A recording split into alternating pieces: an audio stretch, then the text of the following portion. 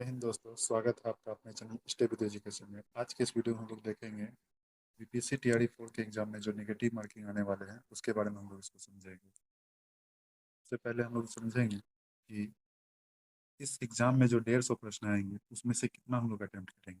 क्या 150 में से 150 प्रश्न अटेम्प्ट करना जरूरी है या कुछ कम अटेम्प्ट करने पर भी हमारा स्कोर अच्छा हो सकता है। चलिए देखते हैं। सबसे पहले नेगेटिव मार्किंग को समझते हैं।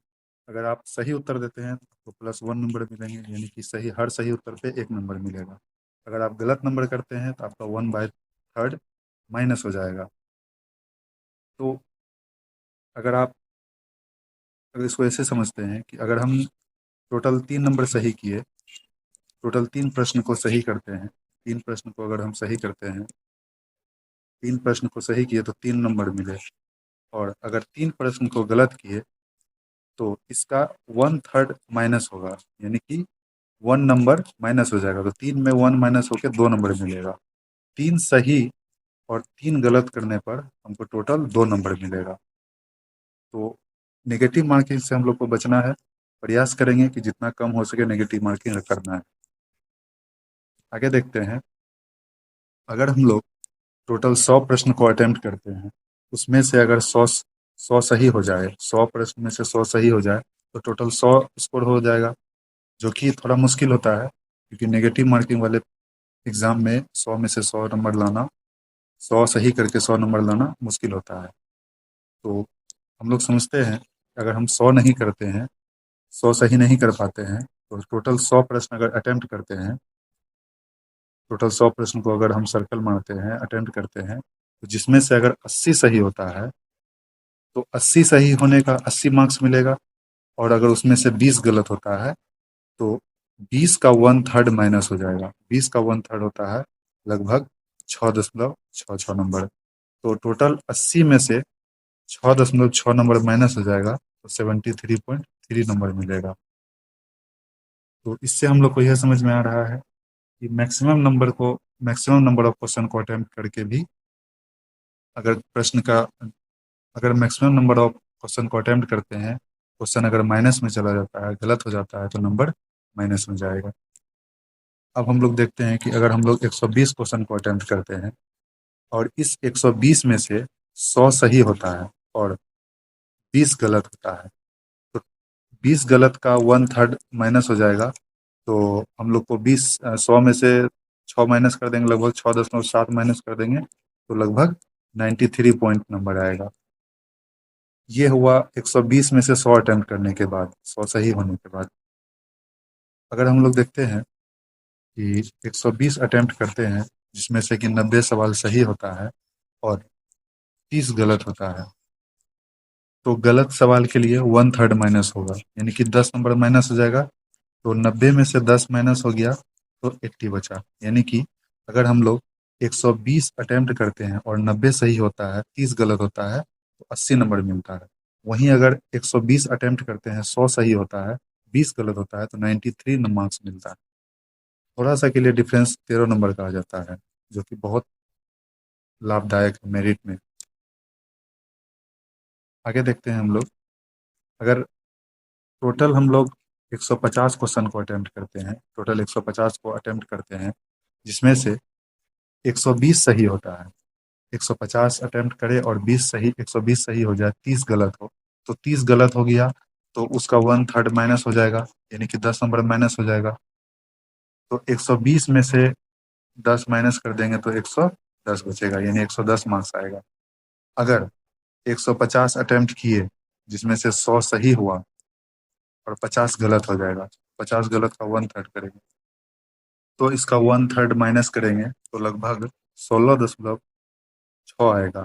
तो अगर हम 100 में से 16 दशमलव कुछ 6.6 को माइनस करते हैं तो लगभग 83.33 मार्क्स आता है, यानी कि 150 क्वेश्चन अटेम्प्ट किए, 100 सही हुआ, 50 गलत हुआ, तो लगभग 83.33 मार्क्स आता है।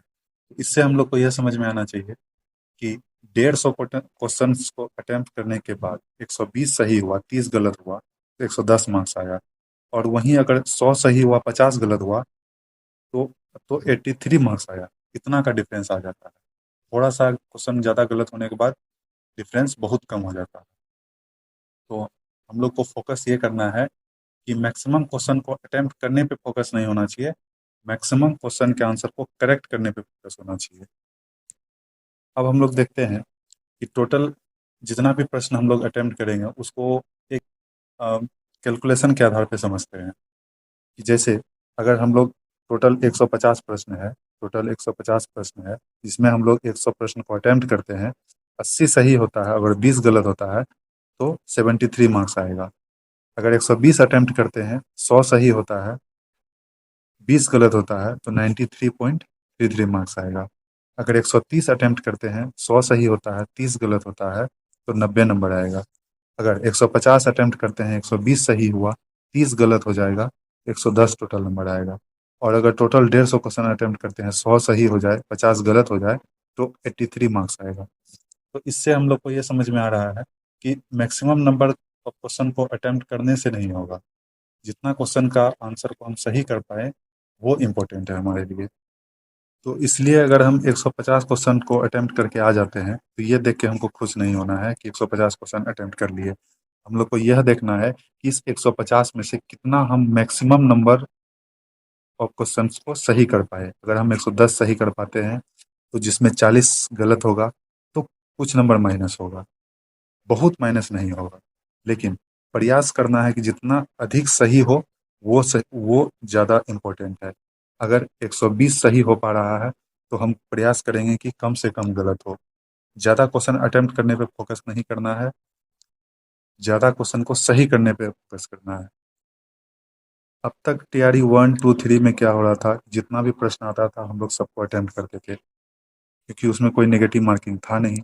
जब तक नेगेटिव मार्किंग नहीं था तो कोई रेस्ट्रिक्शन नहीं था कि अटेम्प्ट नहीं कर सकते हैं।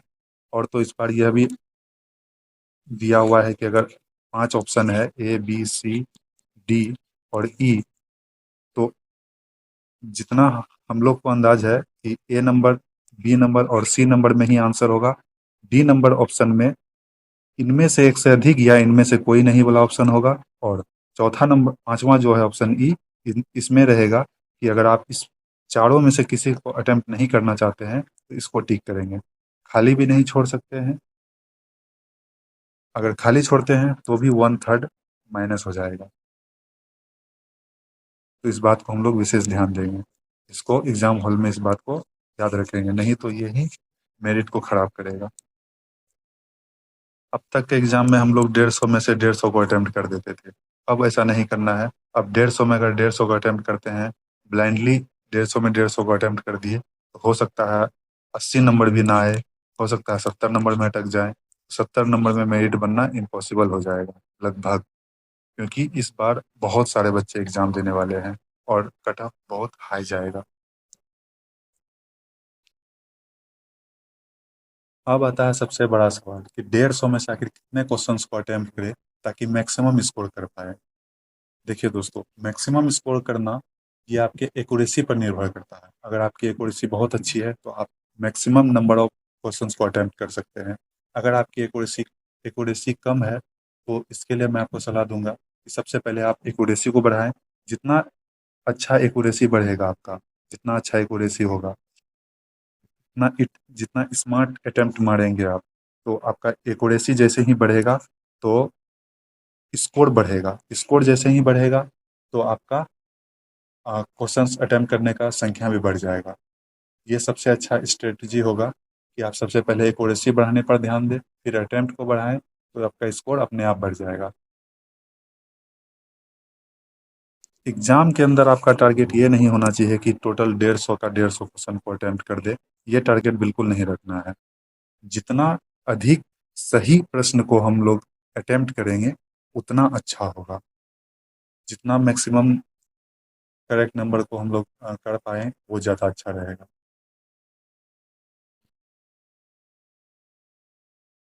थैंक यू दोस्तों, अगर आपको वीडियो पसंद आए तो लाइक करें और टीआरई 4 से संबंधित ऐसे ही इंपॉर्टेंट जानकारी के लिए चैनल को ज़रूर सब्सक्राइब करें। अगले वीडियो में हम लोग देखेंगे कि क्या स्ट्रेटजी अपना सकते हैं जिससे हम लोग अधिक से अधिक सवालों को सही कर पाएँ।